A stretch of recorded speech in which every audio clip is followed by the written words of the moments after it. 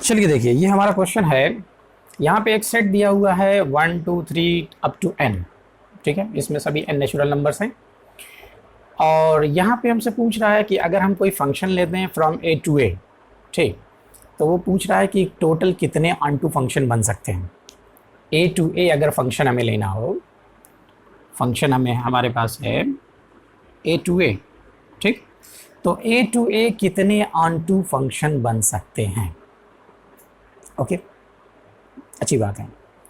अब ज़रा यहाँ पे हम एक चीज़ देख लें ज़रा। मैंने एक सेट लिया A जिसमें सिर्फ 3 एलिमेंट हैं, 1 2 3 1 2 3। ओके, अगर हम यहाँ पर एक ऑन टू फंक्शन बनाएं, ऐसा onto function, onto but not 1 1, onto हो लेकिन 1 1 ना हो। चलिए ठीक है, बनाया जाए। इसको हमने कहा कि 1 का रिलेशन और 2 का रिलेशन 1 से है।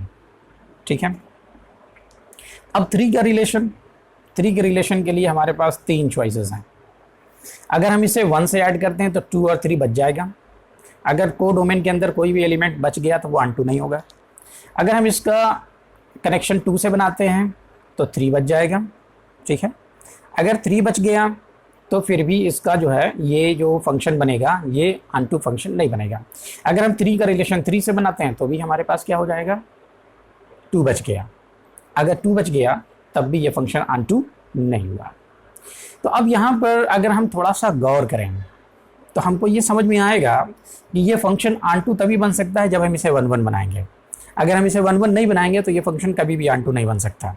ठीक है, ओके। तो अब यहाँ पे अगर मैंने कहा कि 2 का रिलेशन 3 से है, ठीक, तो 1 का 1 से हो गया, 2 का 3 से हो गया, तो हमारे पास सिर्फ एक चॉइस बचेगी। ठीक, हमारे पास 3 के लिए 3 चॉइसेस हैं, 1 2 3। अगर 1 से हम ऐड कर 1 से कनेक्शन बना देंगे तो 2 बच जाएगा, और 3 का कनेक्शन 3 से बना देंगे तो भी 2 बच जाएगा। इसलिए इसे ऑन टू बनाने के लिए 3 का कनेक्शन 2 से होना चाहिए। ठीक, तो अब यहाँ पर एक बात आपको समझना है कि f is a function from a to a and a is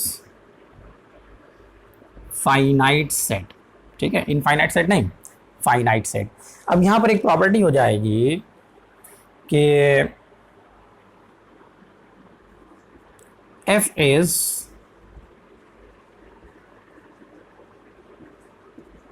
one function if and only if f is onto function. ठीक है, अब ये प्रॉपर्टी अगर आपने याद कर ली, ठीक, if a to a, f is a function from a to a and a is a finite set। अगर a फाइनाइट सेट है, अगर ये 1 1 है तो हर हाल में ये ऑन टू होगा। अगर ये ऑन टू है तो ये हमेशा 1 1 फंक्शन बनेगा।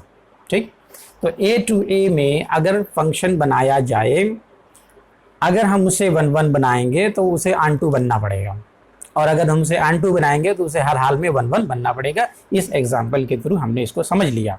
तो अब इसे हम कह सकते हैं कि ये एक प्रॉपर्टी है फंक्शन की, 1 1 ऑन टू फंक्शन की एक प्रॉपर्टी है। ठीक, तो इससे हमने कहा, अपने सोल्यूशन के अंदर हमने ऐसे नोट करके लिखा। ठीक है, अब हमने कहा कि if a to a, f is a function a to a and a is a finite set. ठीक, f is 1 1 function, then if and only if f is onto function. हमारे ऑन टू फंक्शन के बारे में पूछ रहा है, तो अब हम कह सकते हैं कि जितने ऑन टू फंक्शन बनेंगे उतने ही 1 1 फंक्शन बनेंगे, क्योंकि जो ऑन टू होगा वही 1 1 भी होगा। ओके, तो अब यहाँ पे हम ये मालूम करें कि नंबर ऑफ 1 1 फंक्शन कितने होंगे। ठीक है, अब यहाँ से हमारा सोल्यूशन स्टार्ट हो गया। इस क्वेश्चन का सोल्यूशन हमारा यहाँ से, ठीक है। तो अब हमने कहा कि फॉर 1 1 फंक्शन, तो जितने 1 1 फंक्शन होंगे उतने ही हमारे ऑन टू फंक्शन होंगे। ओके, अब यहाँ से हम देखें, ठीक है, अब इस चीज़ को ज़रा देखिए, इस पर गौर कीजिए। 1 2 3 n, ये सेट ए है, ये सेट भी है, तो 1 2 3 n। इसे 1 1 फंक्शन बनाना है तो सबसे पहले हमने कहा कि 1, तो 1 का रिलेशन किसी से भी बन सकता है। तो 1 के लिए टोटल नंबर ऑफ चॉइसेस क्या हो जाएंगे? Number of choices for 1 is n। ठीक है, इस 1 के लिए इस 1 का कनेक्शन 1 से हो सकता है, इस 1 का कनेक्शन 2 से हो सकता है, 3 से हो सकता है, यानी इसके लिए total n number of choices हैं। ठीक है, हम इसको किसी से भी कनेक्शन कर सकते हैं। ओके, अब मान लिया कि हमने 1 का कनेक्शन बना दिया, 1 किसी न किसी एक एलिमेंट से कनेक्ट होगा, तो 1 का कनेक्शन बन गया। अब 1 का कनेक्शन बन गया तो इसमें टोटल नंबर ऑफ एलिमेंट्स जो बचे हुए हैं वो n-1 एलिमेंट बचे होंगे। ठीक है, जैसे मान लीजिए कि अगर इसमें 5 एलिमेंट हैं, टोटल 5 एलिमेंट्स हैं, एक एलिमेंट का कनेक्शन हो गया तो टोटल 4 एलिमेंट्स यानी 5-1 एलिमेंट बचेंगे। अगर इसमें टोटल n एलिमेंट हैं, एक एलिमेंट का कनेक्शन हो गया तो टोटल n-1 कनेक्शन यानी टोटल n-1 एलिमेंट्स बचेंगे। तो अब इस 2 के लिए, ठीक है, 1 जिससे कनेक्ट हुआ है उसको छोड़ करके 2 किसी से भी कनेक्ट हो सकता है। तो हम कह सकते हैं कि number of choices for 2 is n-1। ठीक है, इसी तरीके से फिर हम कह सकते हैं कि number of choices for 3 is n-2। ठीक है, और फिर लास्ट में आएंगे तो हम कहेंगे, अब ऐसे यहाँ पे हमने डॉट डॉट डॉट कर दिया, यानी सबका 1 का 2 का 3 फिर 4 ऐसे। तो number of choices for n, यानी लास्ट एलिमेंट पर जब हम आएंगे, तो लास्ट एलिमेंट पे जब हम आएंगे तो हमारे पास टोटल कितनी चॉइस बची होगी? इसके पहले जितने भी एलिमेंट हैं वो सब कनेक्टेड हो गए। ठीक, तो जितना कनेक्शन, जितने एलिमेंट यहाँ से उतने ही एलिमेंट यहाँ पे भी। तो इस आखिरी एलिमेंट के लिए यानी लास्ट एलिमेंट के लिए सिर्फ एक एलिमेंट बचा होगा।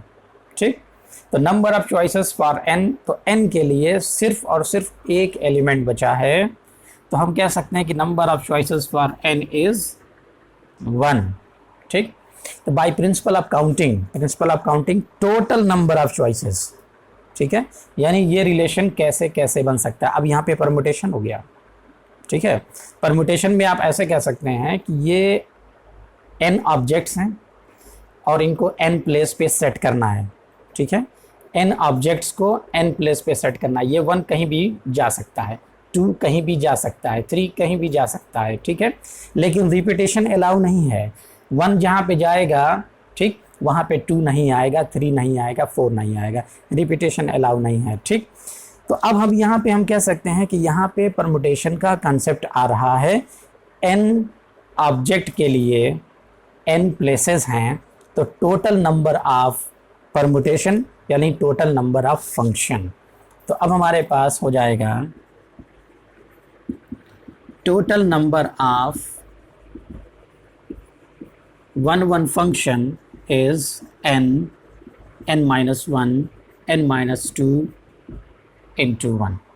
ठीक है, बाय प्रिंसिपल ऑफ काउंटिंग हम ये जानते हैं कि टोटल नंबर ऑफ परमुटेशन निकालने के लिए इंडिविजुअल चॉइसेस को मल्टीप्लाई करना होता है। ठीक है, तो हमारे पास जितनी भी इंडिविजुअल चॉइसेस हैं उन सबको मल्टीप्लाई कर दिया, तो n से लेकर के 1 तक। ठीक है, या ये कहें कि 1 से लेकर के n तक सभी नंबर का मल्टीप्लिकेशन है। तो जब सभी नंबर का मल्टीप्लिकेशन होता है तो ये बनता क्या है? ये बनता है फैक्टोरियल n। ठीक, तो टोटल नंबर ऑफ 1 फंक्शन कितने हो गए? n।